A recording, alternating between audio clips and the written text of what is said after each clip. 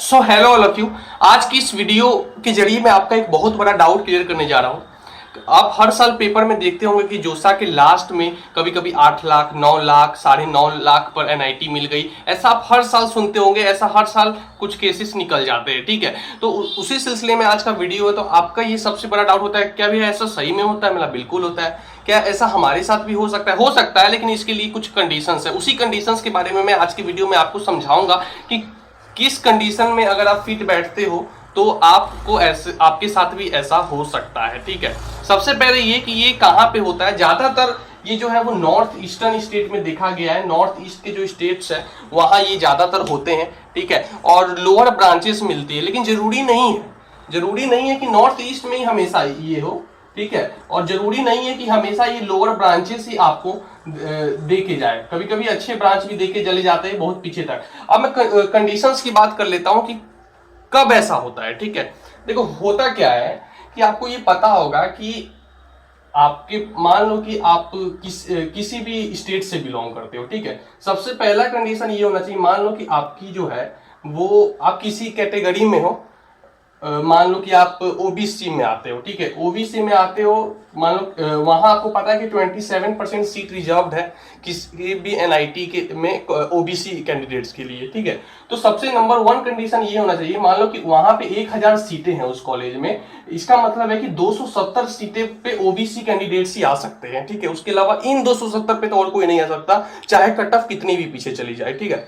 अब सबसे पहले ये कंडीशन होना चाहिए कि आपके आगे जो है वो 270 से ज्यादा ओबीसी बच्चे नहीं होने चाहिए। सबसे नंबर 1 कंडीशन। फिर आप बोलोगे ऐसा कैसे हो सकता है भैया, वो तो इतने सारे ओबीसी, मेरी 25,000 ओबीसी रैंक है, 30,000 ओबीसी रैंक है। अभी पूरी वीडियो देख लो, ठीक है।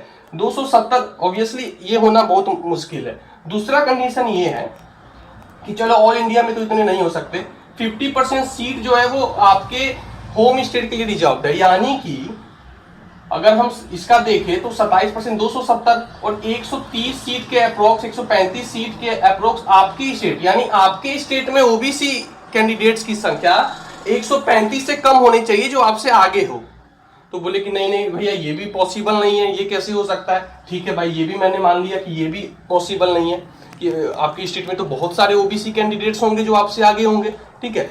तीसरा कंडीशन पे आते हैं। तीसरा कंडीशन ये है कि भले ही ज्यादा हो लेकिन उनकी रैंक अच्छी हो और वो अपने होम स्टेट की एनआईटी में ना हो।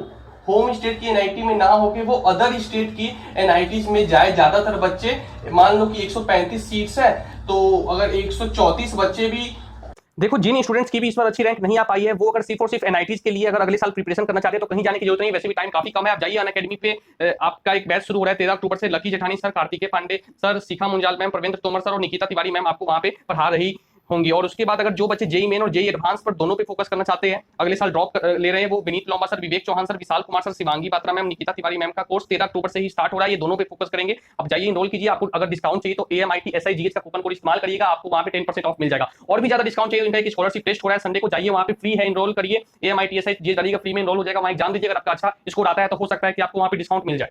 आप लोगों के 2020 टेस्ट सीरीज लेके आया है फॉर जेई 2022, 23, 24। इसमें कुछ अलग है। अलग ये है कि ये आपके बस आधा घंटा के लिए होगा, शाम 6:30 से 7 बजे तक। 7 अक्टूबर से लेके 29 अक्टूबर तक ये चलेगा। आपको 20 क्वेश्चंस सॉल्व करने होंगे और उसी हिसाब से आपकी रैंक डिसाइड होगी। और अगर आप अच्छी रैंक लाते हो तो प्राइजेस भी है यहाँ पे 5000, 3000, 2 to 6, 7 से 20 तक 2000, और साथ में स्कॉलरशिप भी आप जीत सकते हो। तो आप जाइए AMIT SIGH का कूपन कोड इस्तेमाल कीजिए, फ्री ऑफ कॉस्ट आप इनरोल कर सकते हैं। यहाँ रुकते हैं बाकी सारे अदर स्टेट के एनआईटी में, यानी अच्छी रैंक आई है बच्चों की और वो अदर स्टेट के एनआईटी में चले जाते हैं तो आपके लिए सीट यहाँ वैकेंट हो सकती है। फिर आप बोलोगे कि नहीं भैया मान लो ये भी नहीं हुआ तो ये नहीं हुआ तो एक और कंडीशन है भाई। आप जिस भी होम स्टेट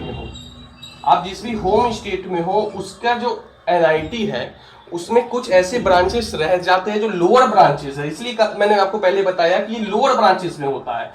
तो लोअर ब्रांचेस में होता है तो वो वहां पे क्या होता है, वहां भी सीट रिजर्व है। तो भैया सीट रिजर्व है और वो बच्चा वहां अगर नहीं आ रहा है तो उसको किसी ना किसी को तो लेना है, चाहे कितना पीछे भी कट ऑफ क्यों ना चल जाए।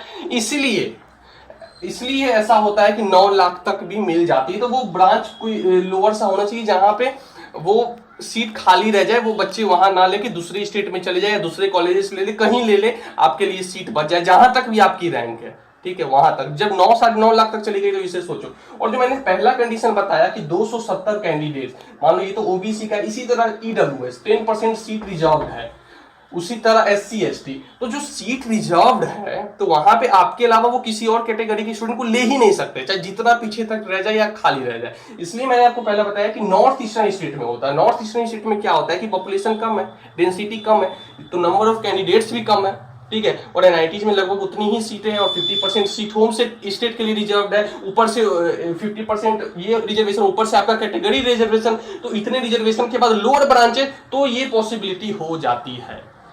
ठीक है, यही था मेरा पूरा एक्सप्लेनेशन। आपको समझ आ गया होगा कि आप बचपन में पढ़ते होगे पेपर में कि यार ऐसा कैसे हो जाता है। तो आज मुझे लगता है इस वीडियो को देखने के बाद आपका डाउट क्लियर हो जाएगा। तो इतने सारे कंडीशन से गुजरने के बाद इतनी पीछे तक कट ऑफ जाती है, और आप इतने लकी हो कि नहीं मुझे नहीं पता, ठीक है, वो तो काउंसलिंग में पता चलेगा, ठीक है ना।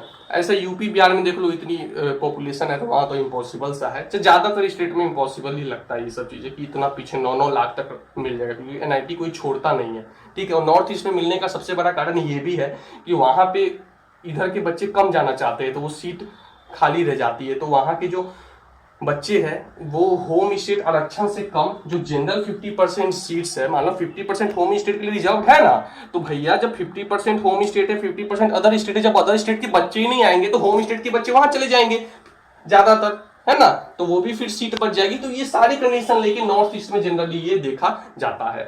बाकी अगर और कोई डाउट है तो कमेंट करो, ठीक है, मैं आपका क्लियर करूंगा। भी अनअकैडमी पे लाइव भी आने वाला हूँ, चैनल को सब्सक्राइब करो। So thank you and all the very best.